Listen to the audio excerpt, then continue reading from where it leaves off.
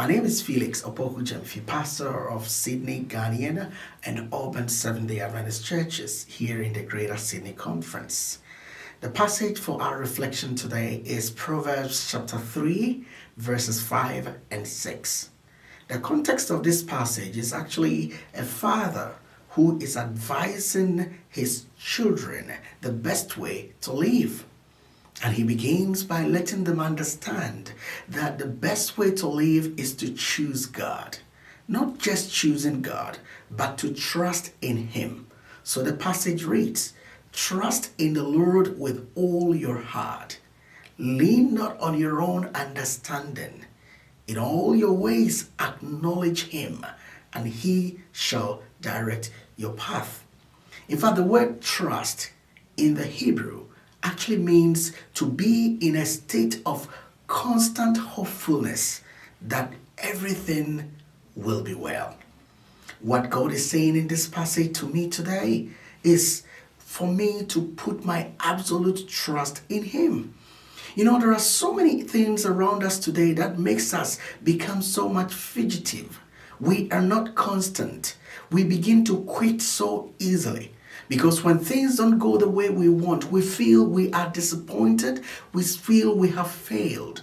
And it is for this reason that God is calling us to trust in Him, to give over all our burdens and our struggles to Him, to allow Him to shape our path. The good news is when we trust in God, we are assured that He will take us to the expected destination, the destination of hope and the destination of goodness. And that is what He calls us today.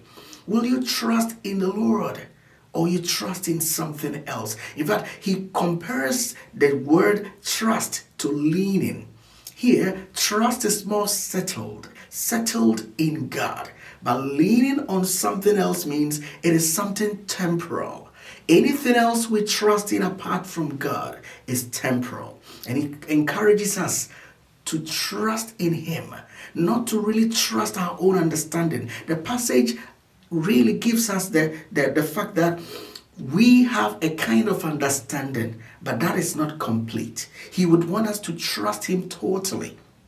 Here, it is like God saying, I know you have your own mind to think. I know you have eyes to see. I know you have heart to even believe. But I want you to trust your small hands in my big hands. I want you to trust your struggles, which in my sight is really small. I can deal with it. But do you want to trust the Lord today? Putting your whole heart on Him, believing that He is a prayer answering God. I pray that He will help us to trust Him. He will help us to continue to put our whole faith in Him so that our path, our choices will all be that which is acceptable in His sight. May the Lord bless you, and may He keep you. May He listen to your innermost cry, and may He strengthen us to trust Him, even if it doesn't make sense.